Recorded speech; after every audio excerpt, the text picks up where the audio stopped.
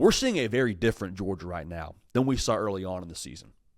You know what I mean? Like, we were talking about this on our 12 questions with Cato, which if you haven't checked that out on the show, I would recommend doing that. Heck, if you want to check out all this content around this show, I'd make sure you subscribe to the On3 YouTube channel. But the longer I sit with what I saw from Georgia in Starkville, I don't want to just dismiss that. I don't want to just dismiss that spot and how trappy it could have been, and what Mississippi State does well is historically, over the course of the season, what Georgia had struggled defending with the deep passing game. And the thought I had this morning getting ready for the show, we might need to just change how we evaluate Georgia over the course of a season. And we've hinted at this, but I think I'm ready to like definitively have this be my framework when we eval Georgia every single year, as long as Kirby Smart's the head coach out there. We need to go from college football logic with Georgia to seasonal logic with Georgia. Okay? College football logic says right around the midway point, like when you get to October, that's more or less what a team is. Like, very rarely is a team becoming something new in the month of November. It's usually maybe an evolution of what they had from that first 6 games or so, but like midway through October, you kind of know who a team is. That's college football logic. Seasonal logic is it's one way in September, it's one way in October, it's one way in December. Like in September, when it's 80 degrees in Nashville, it's like, yeah, it's just, that's how it is. So when it comes time for November and it's darn near 20 degrees in the mornings, you're like, yeah, this is also just kind of how it is. So when Georgia in the month of September is struggling to start quickly and they're not really playing 4-quarter games and you got issues on defense, it's just how it is. But we get to November and Georgia scores, 35 points, more than 35 points, I believe it was, in the second and third quarter combined. And Georgia has a quick start in the first quarter, and Georgia's just running roughshod over Mississippi State, and the defense is holding one of the best quarterbacks in the SEC by the numbers in Blake Shapen to less than 200 yards passing. Like, that's just how it is. So college football logic maybe applies to everyone else, but seasonal logic for Georgia is, I think, the right way to approach it. All right, now, you say, well, JD, what's the reasoning behind this? Why can we apply seasonal logic to Kirby and the boys? Just what you said. It's Kirby. It's a Kirby Smart thing. I think he has the understanding and is continuing to evolve in this understanding with the way that college football is evolving in the expanded playoff and how long the season goes. College football has always been a marathon when it comes to reaching the ultimate goal of winning a national championship. I think Kirby Smart is just getting more and more comfortable with the course. Like, it's not about September. Kirby knows that. Miami found that out the hard way now, several years in a row. Florida State found that out the hard way.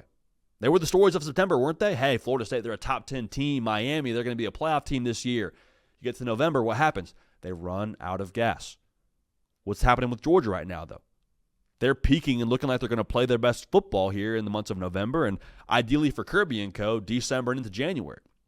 That's just what they do. That's just how it is, just who they are. I think it's with how they practice. I think it's with how they train. I think it goes all the way back to summer 1 and summer 2 and how they even structure those lifting plans. They are planning to play football at their highest level in these months where the most important games are happening. It's a Kirby Smart thing. It is a foresight thing. And I don't think you can overstate that. So looking at this Georgia team, man, why does this year feel different than last year? Because I think you feel it too. Seeing that Georgia team do what they did to Mississippi State, seeing them come back in the second half against Ole Miss and the way that they came back against Tennessee, this Georgia team just feels different. I like this Georgia team a lot more this year than last year. And last year was kind of a similar path, right? Get to November after losing to Bama and Ole Miss, and you still win the SEC when it's a one-game season in Atlanta, right?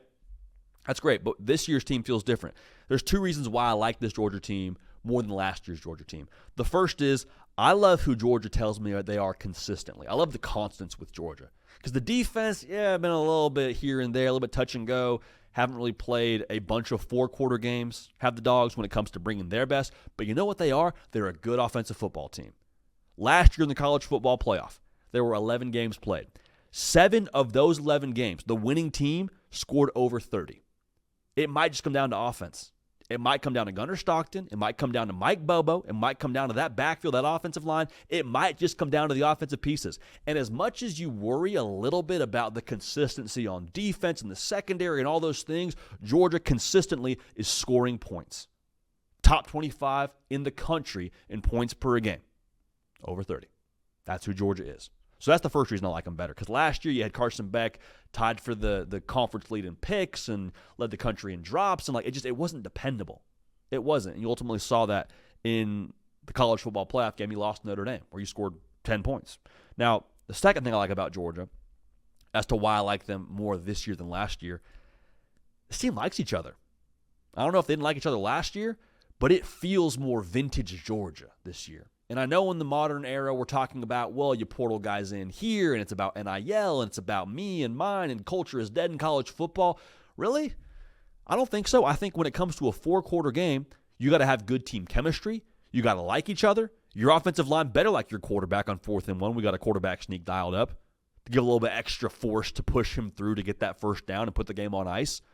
You better like each other. And so I think Georgia overall, it's a Gunnar Stockton thing. It's a Kirby Smart thing. It's a leadership in that locker room thing to where I think they've cultivated a certain environment of we play for each other. And to be real now, everything I said about modern college football and the portal and NIL, that's real. So I think with that being dialed down across the rest of college football and this Georgia team still seemingly having that dialed up with how they operate, it's a differentiating factor, man. It was a differentiating factor before. It's even more so now with seeing less, I say, elite cultures across the board here in the college football landscape. So Georgia, this might just be who they are right now, man. I understand there's some things across the last couple of months where you're like, I don't love this about Georgia. I don't love that about Georgia. Odds are they're going to continue fixing it and be better in the month of November. And we just got to change how we evaluate Georgia week in and week out, and quite frankly, month in and month out. College football logic is sound for the most part, but Georgia is the exception of that logic. They're going to play their best ball when it matters most, and you're seeing that happen right now as they are hurtling towards a college football playoff berth. And if Georgia has their way, maybe, just maybe, Kirby and the boys backdoor their way to Atlanta and find themselves playing for the conference title yet again. We'll keep a pulse on that, but Georgia, this is just kind of who they are right now as far as I'm concerned.